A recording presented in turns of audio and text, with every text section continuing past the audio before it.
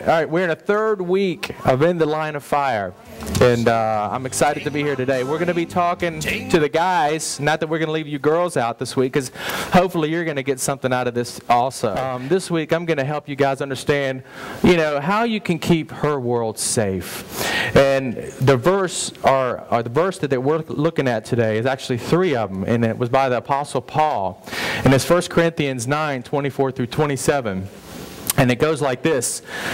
Don't you realize that in a race, everyone runs to win, but only one person gets the prize? So run to win. All athletes are disciplined in their training. They do it to win a prize that will fade away, but we do it to win a prize, an eternal prize. So I run with purpose in every step. I'm not just shadowboxing.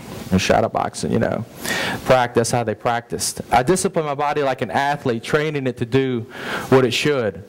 It seems like that Paul was talking about gaining something than just a temporary reward here. He was talking about gaining an eternal reward. He was, what good are daily privileges if we lose our eternal reward in life? Every Christian needs to govern his or her own life with eternity's perspective in view. For Paul to set aside his personal privileges took a lot of discipline and hard work. And he describes these disciplines in these sentences. His illustration for the Greek games, when he was talking about it, these were the Greek Isthmian games that were held near Corinth. They're similar to the Olympics. So he could identify with his readers. They knew what he was talking about.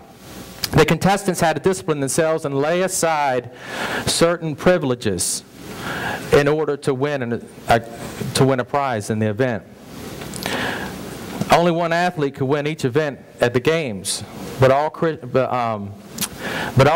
are given the opportunity to win Christ's approval. You see, Paul had a fear, of becoming a castaway. Not that he was going to lose his salvation that God gave him, his relationship with Christ.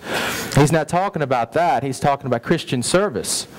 We're not saved by running the race. We run the race because we are saved.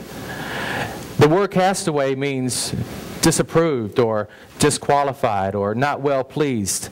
And Paul compares himself to the herald. There was typically a guy who came out and would announce the athletes to the arena, yet who himself was not even qualified to enter the contest. Paul was not afraid of losing his salvation. He was afraid of losing his reward for faithful sacrificial service.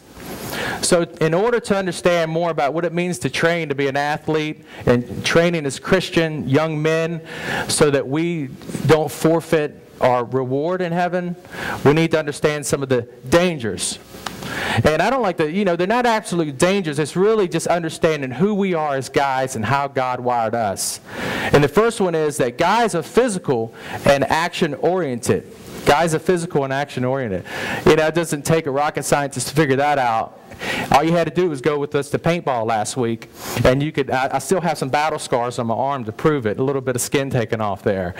We have a great time, but every guy's thinking, I'm sure to himself, I'm going to get the flag. I'm going to win. My team's going to win. I'm not holding anything back because I'll shoot him 5 times if I have to if it gets in my way. And they did. Or you can take a trip down memory lane to 5th grade kickball. Did the guy come up to you on your shoulder and tap you with the ball? No, more than likely not. Especially if you were in my son's class. I got repeated calls all the time because my son tried to separate your head from your body during kickball. That's Thomas, right? And we just got to understand that guys are wired that way by God. Guys are physical. Guys like to touch. Guys are like that in a relationship, and that's just the way God made us. Don't get me wrong, this doesn't mean that guys are like that today, but they're still physical beings, and they enjoy physical contact. That's why sports are important to guys. I just want to be, honest here with you girls, because you need to know what a guy expects in a dating relationship. He may be the nicest, most respectable, most decent guy, male person that you've ever met, but he still enjoys holding your hand, kissing you, holding you as close to you as possible, because he enjoys the physical contact. When a guy kisses a girl, it feels good and evokes in him all kinds of physical senses and pleasurable thoughts. A girl views a kiss as a spiritual connection, a sign of commitment from the guy, and a belief that the guy wishes to know her more personally. This isn't always true for a guy. Although he may kiss you and hold you, he does so because of the physical attraction and the way it makes him feel physically. He doesn't understand the emotional part of it at all. The second way that God wired us is guys, our sex drives are never parked. Guys' sex drives are never parked. It was actually a survey taken recently that the studies show that young men think about sex every 52 seconds. Wake up! Some young man here in this room is probably thinking about sex right now. Yeah, 52 times? Yeah, exactly. And that's not a necessarily bad thing. That's just the way God made young men. God made us to be visual. And that makes young men the sexual aggressors in any relationship. And you need to understand that. Guys are sexually aggressive just as he made you to be the caring, nurturing one in the relationship. That doesn't mean that either one of you needs to act on your wiring right now. Because let's backtrack for a second. Remember, I was talking about guys like to kiss and hug and kiss because it makes them feel good, like the physical touch. But the emotional part is often is not really that important to them. You know why? One basic reason. Most guys in their teen years are incapable of understanding the emotional and spiritual disciplines, complexities of a relationship with a girl. Guys just can't. Sorry guys, I'm not trying to bash you or anything, but I was there and I understand.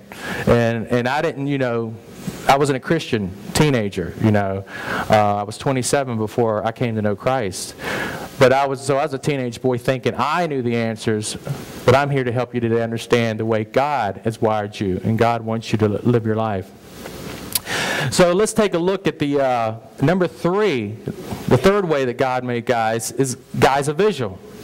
Guys are visual. That should come as no surprise at all. When guys see something that's pleasing to their eye, they're attracted to it. They're drawn to it. It may be you. It may be a motorcycle. It may be a big juicy steak like I had last night. It may be a sports jersey. But they're attracted to it. And if it looks good, he wants it. A guy will look at a Corvette and say, man, that is nice, and I'd look good in it. But a girl might look at it and say, well, are the seats comfy? How many CDs does it hold? When the visor's pulled down, is there a little light in it? Or how could I personalize the interior to make it look, more like me? The guy just wants to get in it and make it a part of him. The first thing that a guy looks at when he's interested in a girl is your physical appearance, because they're visually stimulated. Now, don't be offended. I know some of you girls say, no, not my guy. He's a Christian guy. He's a good guy. He cares more about what's on the inside than the outside. Right? Right. Okay, we're all dogs, right? That's what my wife says. Because I'm really honest with my wife, I tell her, yeah, sometimes my eyes do wander. What? I never knew that. I'm trying to be honest with her lately, and she's like, well, gosh, all guys are dogs. I'm like, all right, that's the last time I'm honest with you anymore.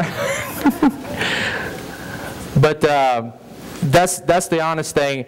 And, you got to think about it in general terms. That's the way God wired guys. Guys are visual beings, and they're going to be attracted to a female's looks. They're going to be thinking, is she cute? Is she pretty? Does she have a good figure? Are her clothes stylish? Does she carry herself well? These questions are all eye-related because they're visual, remember? They're eye-related and they're eye-related. We want to please ourselves, especially in a visual way.